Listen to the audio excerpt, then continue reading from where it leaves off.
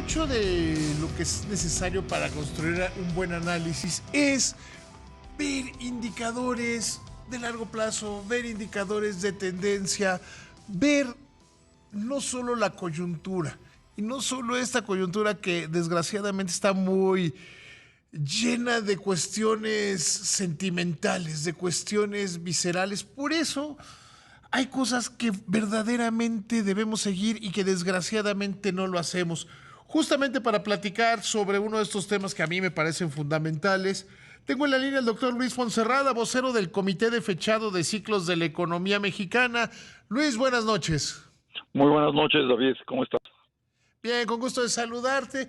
Oye, platícale al auditorio qué es este comité de fechado de ciclos de la economía mexicana, que a mí creo que da una herramienta fundamental para saber qué está pasando en la economía. Muy bien. Con mucho gusto.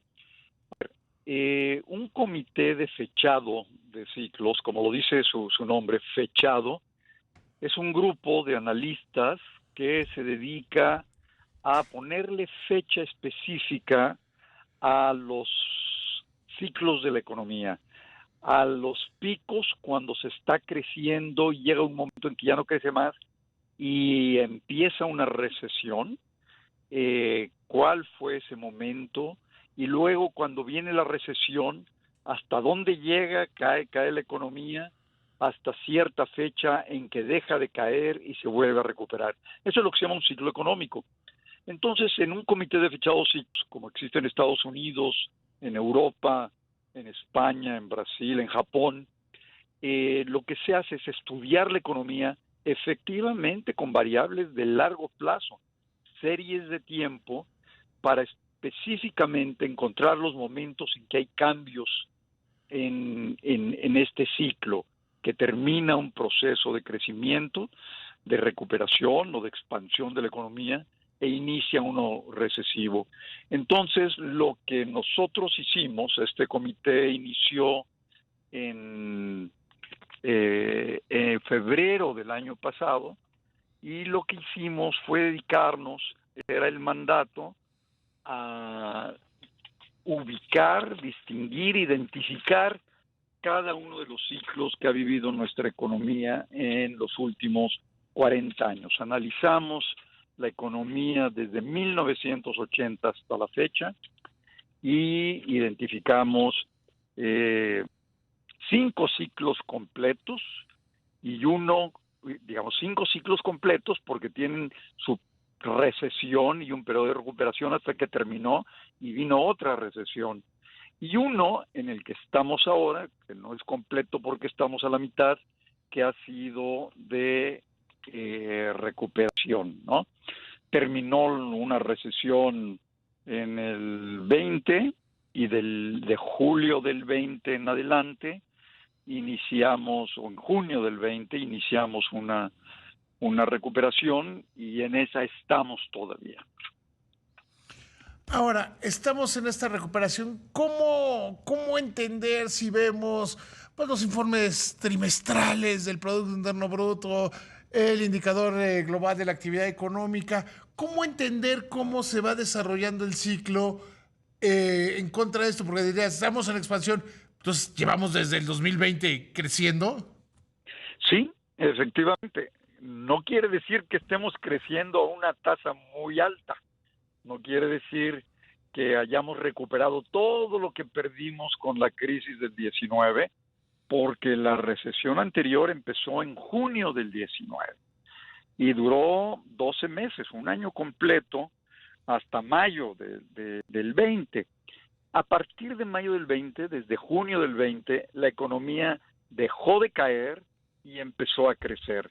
Y ha ido creciendo, no a una tasa alta, David, pero ha ido creciendo, tiene tasas positivas, digamos, ¿no? Y a esto le llamamos un periodo en donde la economía se va expandiendo de nuevo, va creciendo de nuevo. Ahora, nosotros seguimos una enorme cantidad de indicadores para poder concluir en estas fechas precisas. El IGAE sin duda es uno de ellos, pero analizamos el consumo, las importaciones, la tasa de desempleo, analizamos distintos sectores de no solo el IGAE, que como sabes el IGAE pues es un indicador general de la actividad económica, pero su desglose, ¿no? Las actividades primarias, las actividades secundarias, y lo desglosamos en 13 diferentes sectores y más, porque hay algo muy importante, hay un entendimiento, si quieres popular, equivocado. Se dice que cuando hay 2 trimestres negativos ya hay una recesión técnica, y eso lo inventó realmente un asesor de un presidente en Estados Unidos en la década de los 70 y se quedó como una receta pues cocina, pero es falso. Perdona que te interrumpa ahí, Luis, es que es como cuando los comentaristas de fútbol se ponen a decir que si 2-0 es goleada o no. Bueno, pues ¿A poco no es de la misma profundidad? Los golearon. No, nada más quedaron 2-0. Oye, y se oye decir, ya hay una recesión técnica, y se dice, bueno, es una locura, es así de absurdo, efectivamente. La verdad es que para que haya una recesión tiene que tener 3 características muy importantes. La primera, te diría yo, es profundidad, porque si un mes o un trimestre se reduce 0.1, tienes una tasa de crecimiento negativa de menos 0.1, pues a lo mejor en el mes siguiente ya no fue. Requieres profundidad. La segunda es duración, que sí dure cierto número de meses o de trimestres para que ya lo puedas caracterizar como una recesión. Porque puede haber solamente una contracción de la actividad económica por alguna otra razón, y eso no implica necesariamente una recesión. Y tal vez la más importante de las 3 características, además de duración y profundidad, es que la contracción se extienda, se difunda a todos los sectores. Porque si tienes un sector que probablemente fue el que te causó una caída del PIB en un trimestre, a lo mejor el sector primario, ¿no? El agropecuario, que se cayó mucho, bueno, pero el industrial y el comercio, servicios, siguen creciendo. Bueno, pues eso no habla de una recesión de la economía. Entonces es muy importante que todos los sectores estén también cayendo. Una vez que tienes una caída generalizada y una caída profunda, y aunque la duración sea corta o larga, entonces ya lo puedes clasificar como una recesión.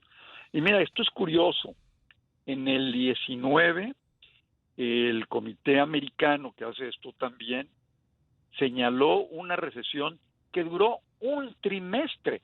Entonces tú dices, bueno, pues no que eran 2, pues eso tampoco es cierto. ¿Por qué clasificaron una recesión de un trimestre? Y la razón fue que fue brutalmente profunda.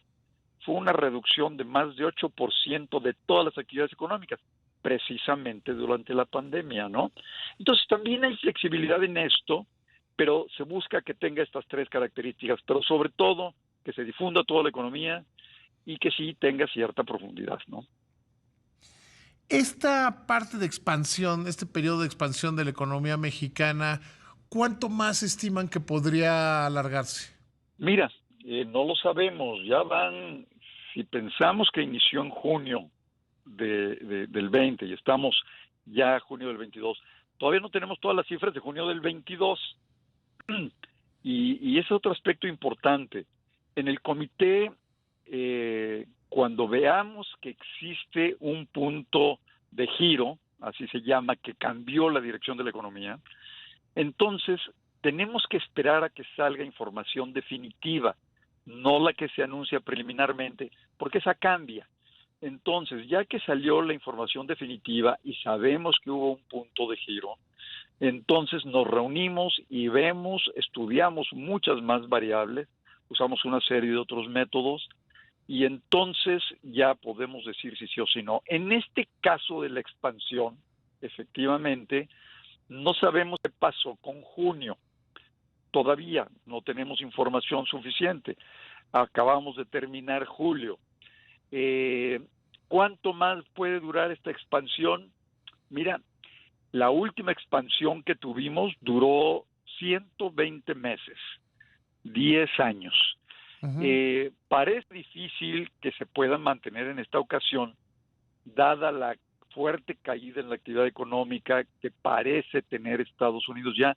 Ya hay una clara contracción en muchas actividades en Estados Unidos y la verdad es que Estados Unidos es el único motor que nos está haciendo crecer, porque nuestra inversión está caída y el consumo apenas sobrevive, ¿no? Esos son ya los tres motores de la economía. Caído Estados Unidos, si de veras llega a una recesión, es muy probable que nosotros la suframos un mes después o 2 meses después, y si eso sucede durante este año, pues a lo mejor estaríamos viendo una recesión también aquí en México y se acabaría este periodo de expansión, ¿no? No sabemos cuándo puede ser. Y la otra cosa, en el comité no Ujú. vamos a hacer declaraciones de coyuntura, porque realmente, como tú lo dijiste, estamos viendo la serie de tiempo y el largo plazo. Entonces, pues esperaremos a que haya un indicio de contracción, lo estudiaremos y entonces volveremos a sacar otro boletín, David. Sí, yo creo que gran parte de su virtud es que no estén viendo la coyuntura, sino que estén viendo los ciclos completos, que estén viendo el bosque y no uno o dos árboles.